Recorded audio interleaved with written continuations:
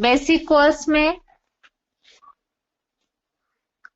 कल हमने देखा था कि परम पिता अकर्ता है, वे किस तरह से सदैव निराकार ज्योतिर्मय स्वरूप है परम पिता, और उस मूल रूप में वे सदैव ही अकर्ता है।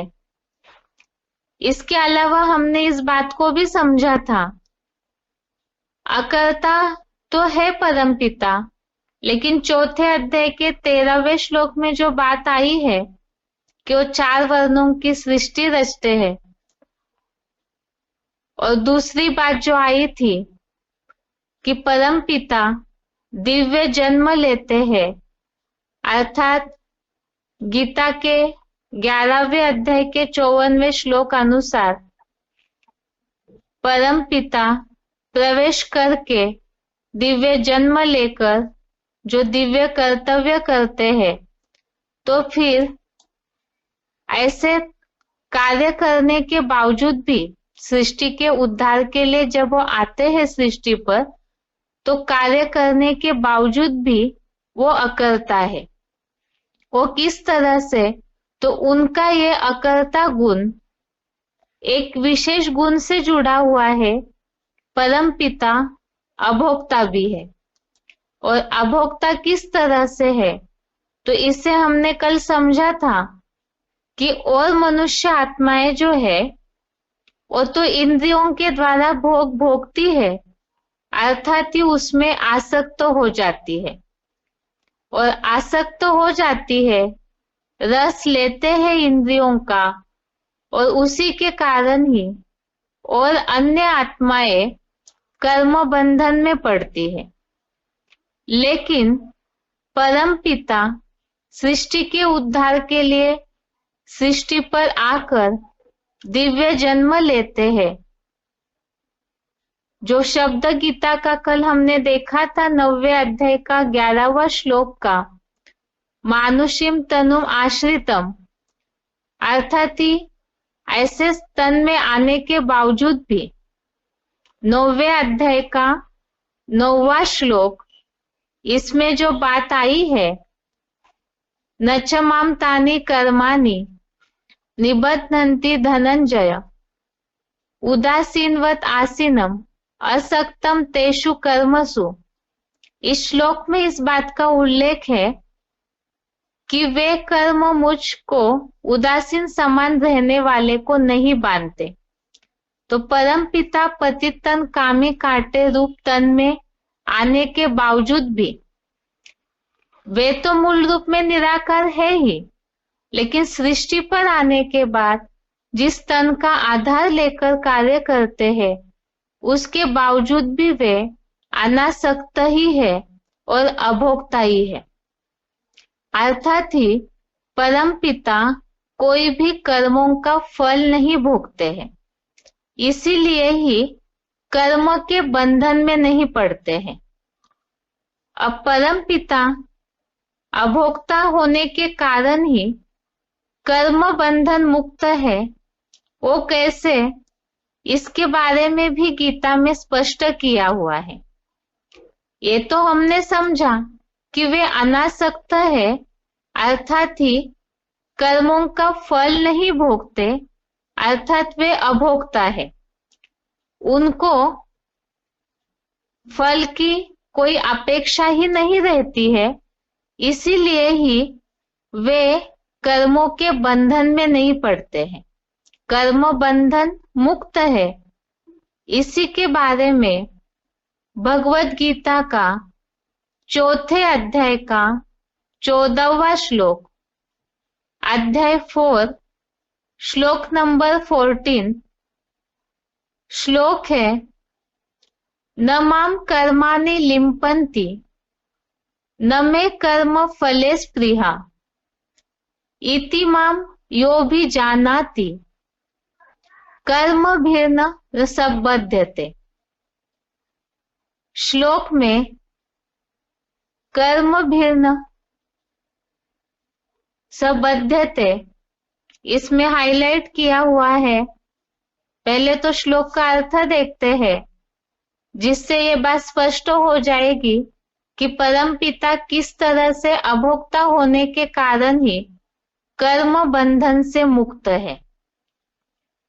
श्लोक का अर्थ है, न मुझको अच्छे बुरे कर्मों का बंधन है, न मुझे कर्मों के फल में कोई प्रकार की इच्छा है। ऐसे जो भली भांति मंथन करके मुझे अर्थात सदाकाल निर्लिप्त रूप को जान लेता है, वह स्वर्ग और वैकुंठ के 21 जन्म अर्थात सतयुग त्रेतायुगी आधा कल्प कर्मों में नहीं बंधता, वहां सुखी ही रहता है। बात चल रही है अभोक्ता होने कारण परमपिता कर्म बंधन मुक्त है। अभोक्ता की बात तो हमने समझी कि वो कर्मों में आसक्त नहीं होते। जो यहाँ बात आई कि उनको न मुझको अर्थात भगवान को, परमपिता को अच्छे बुरे कर्मों का बंधन है और ना ही कर्मों के फल में कोई प्रकार की इच्छा है। तो परमपिता को अच्छे या बुरे कर्मों का कोई भी बंधन नहीं। और दूसरी बात, कर्मों का फल अर्थात ही जो रिजल्ट निकलता है कर्म करने के बाद, तो उसकी भी उन्हें कोई इच्छा नहीं है। इस बात को समझने के लिए ही हम मनुष्य आत्माओं से कंपैरिजन करके समझते हैं। जैसे मनुष्य आत्माएं जो भी कर्म करती है, वो उन कर्मों में आसक्त हो जाती है और जब आसक्त हो जाती है तो उन कर्मों का फल भोगती है। किस तरह से? मनुष्य आत्माएं जो भी कर्म करते हैं तो उसके रिजल्ट की अपेक्षा रखते हैं, तो सुख या दुख ये फल के रूप में उन्हें मिलता है। जैसे इसके पहले भी हमने समझा था कि इंद्रियों का उनके विषय भोगों में राग या द्वेष रहता है, अर्थात या तो आसक्ति निर्माण होती है या घृणा निर्माण होती है। तो इसी तरह से अच्छा या बुरा कर्मों का फल और उसी आधार से सुख या दुख मनुष्यों को मिलता है। तो ये जो सुख या दुख मिलता है फल के रूप में, कर्मों के रिजल्ट के रूप में, तो मनुष्य आत्माएं उसमें बंधी हुई है। सुख भी मिला तो भी बंध जाते हैं, उसमें आसक्त हो जाते हैं, और दुख मिला तो भी उसमें बंध जाते हैं विचारों के रूप में, जिस कारण से वे कर्मों के बंधन में पड़ते हैं, अर्थात कर्मों का लेप छेप आत्मा पर लगता है। लेकिन परम पिता को कर्मों के फल में कोई इच्छा नहीं है, आसक्ति नहीं है, इसीलिए ही वे कर्म बंधन से मुक्त है। तो ये जो अभोक्ता पने का गुण है परम पिता का, वही गुण अन्य भोगी आत्माओं से अलग परम पिता को दिखाता है।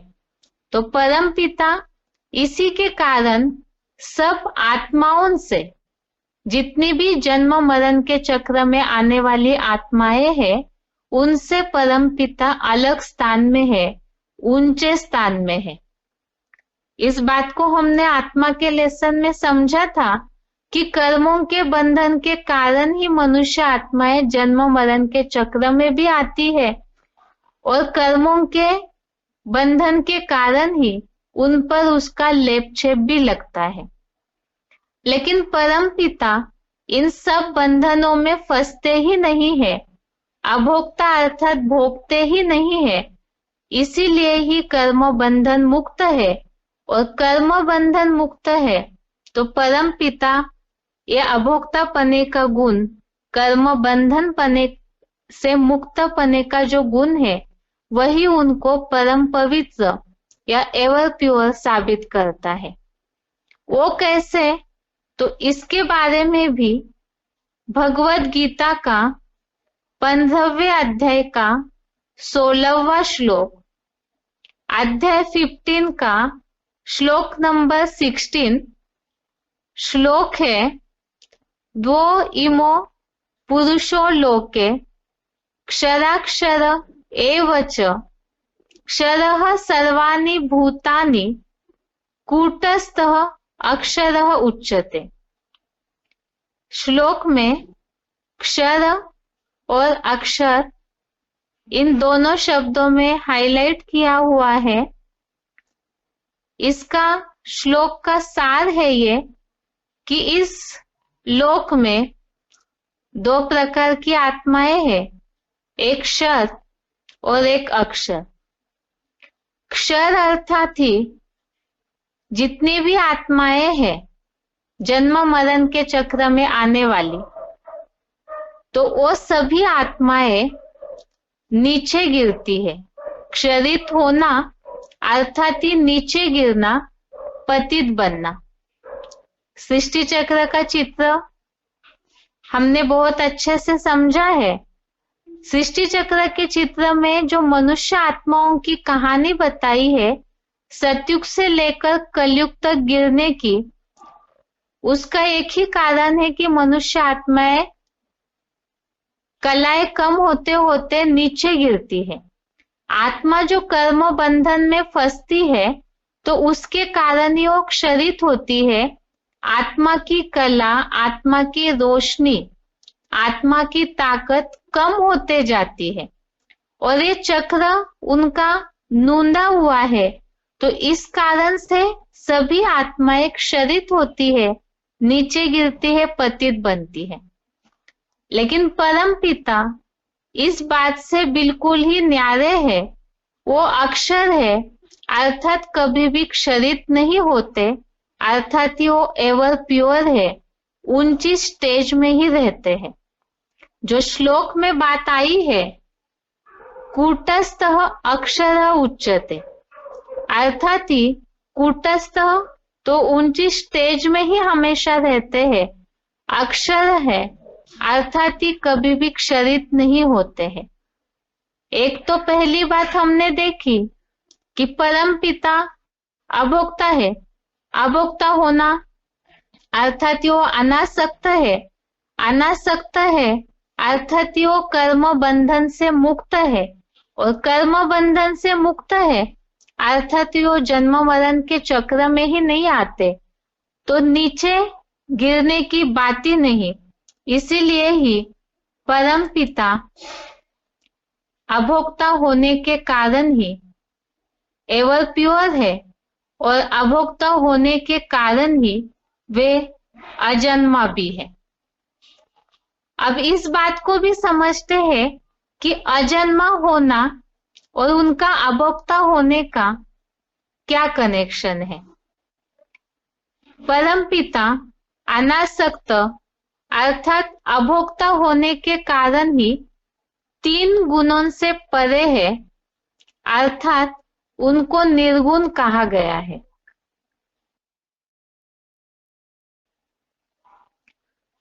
ये निर्गुण कहा गया है अर्थात क्या, इसे हम भगवत गीता के श्लोक के आधार से समझते हैं और उसके साथ साथ ही मनुष्य आत्माओं से।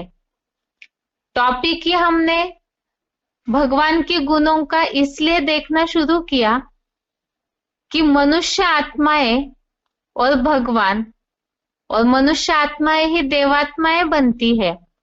तो देवात्माएं और भगवान अलग है, और उनमें अंतर क्या है वो उनके गुणों से ही पूरी तरह से सिद्ध होगा।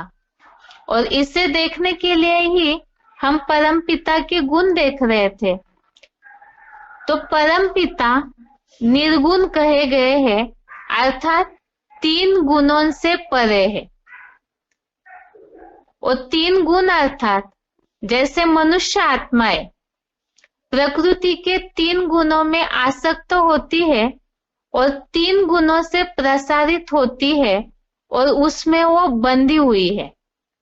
पहले तो परम पिता के लिए हम देखते हैं कि वो किस तरह से निर्गुण है, भगवद गीता का 13वें अध्याय का 14वां श्लोक, अध्याय 13 का श्लोक नंबर 14 श्लोक है, सर्वेन्द्रिय गुणाभासम सर्वेन्द्रिय विवर्जितम असक्तम सर्वभूत चैव निर्गुणम गुणभोक्तृ च। श्लोक में निर्गुणम इस शब्द पे हाईलाइट किया हुआ है। पहले श्लोक का अर्थ देखते हैं। अर्जुन के रथ में सब इंद्रिय गुणों का आभास होता है, फिर भी मन बुद्धि से जैसे भूली हुई सब इंद्रिय विहीन की सदाकाल निराकारी स्टेज वाला कोई में भी अनासक्त होते भी सब प्राणी मात्र का पोषण करता है और वह निर्गुण है तो भी मुकर्रर रथ से गुणों का भोगता है। तो यहाँ जो बात आई है, अर्जुन के रथ में सब इंद्रिय गुणों का आभास होता है, फिर भी मन बुद्धि जैसे कि भूली हुई है। तो परम पिता का एक तो अपना शरीर ही नहीं, तो शरीर न होने के कारण उनकी अपनी इंद्रियां नहीं है, इसीलिए ही वे तो सदैव के लिए ही निराकारी स्टेज वाले हैं, तो अनासक्त है, सब प्राणियों का प्राणी मात्र का पोषण करता है। तो इसमें जो बात आई, ये सारे गुण ही वास्तव में आपस में कनेक्शन वाले हैं और इस सृष्टि पर आते हैं तो साधारण तन का आधार लेने पर भी, सृष्टि परिवर्तन का कार्य करने पर भी अकर्ता है। अकर्ता इसलिए है क्योंकि वे अभोक्ता है, कोई बातों को भोगते ही नहीं, और उसके साथ ही वो अनासक्त भी है, और अनासक्त होने के साथ साथ वे कर्म बंधन मुक्त है। जो यहाँ बताया कि वो सब प्राणी मात्र का पोषण करता है, फिर भी वे अनासक्त है और वह निर्गुण है। तो मनुष्य आत्माओं के लिए ये बात है कि वो तीनों गुणों में, ये तो आत्मा के लेसन में हमने समझा है कि मनुष्य आत्माओं के जन्म मरण में चक्र में आने का कारण ही है प्रकृति के सत रज तम तीनों गुण। इन तीनों गुणों में आसक्त होना ही मनुष्य आत्माओं के जन्म मरण के चक्र का कारण है, जिसके लिए ही भगवत गीता में ये श्लोक हमने इसके पहले भी देखा था। 13वें अध्याय का 21 नंबर श्लोक, अध्याय 13 का श्लोक नंबर 21, पुरुषः प्रकृति स्तोयी भुंक्ते प्रकृति जान गुणान कारणम गुण संगस्य सत सद्योनि जन्मसु। क्योंकि चेतन आत्मा देह रूप अपरा प्रकृति में स्थित प्रकृति से पैदा हुए क्रमशः सत्वादि तीन गुणों को भोगता है। सृष्टि के इन्हीं सत्व आदि गुणों में आसक्ति या लगाव इस आत्मा के सत असत योनियों में, सत असत योनिया अर्थात देव दानव असुर आदि योनियों में जन्म का एकमात्र कारण है। तो मनुष्य आत्माएं तो इस कारण से सत रज तम इन तीन गुणों से प्रसारित होने के कारण, ये तो प्रकृति से पैदा हुए गुण है, इन गुणों की आसक्ति ही मनुष्य के जन्म मरण का, जन्म का एकमात्र कारण है, और वो इसी कारण चक्र में बंधी हुई है। लेकिन परम पिता अनासक्त है, अर्थात एक तो उनका अपना शरीर नहीं होता, और जिस शरीर में प्रवेश करके वो कार्य करते हैं उनमें आने के बावजूद भी वे अनासक्त ही रहते हैं। इसीलिए ही बताया कि परम पिता निर्गुण है, और इसी कारण परम पिता अभोक्ता होने के कारण ही निर्गुण है, अर्थात प्रकृति के गुणों में आसक्त नहीं होते, इसलिए जन्म मरण से न्यारे और अजन्मा है।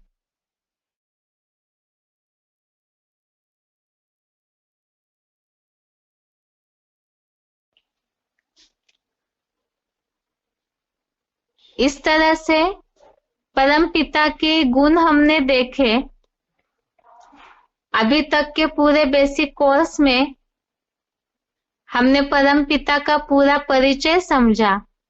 जैसे परम पिता का नाम सदाशिव, रूप ज्योतिर्मय स्वरूप, जिसकी हर धर्म में किस तरह मान्यता है उसे भी देखा। उनका परमानेंट घर परम धाम, उसके हर धर्म में अलग अलग मान्यता है नाम से, और उस परम धाम को भी सभी धर्म वाले मानते हैं, इसे भी हमने समझा। इस सृष्टि पर परम पिता आते हैं, उसे भी हमने समझा।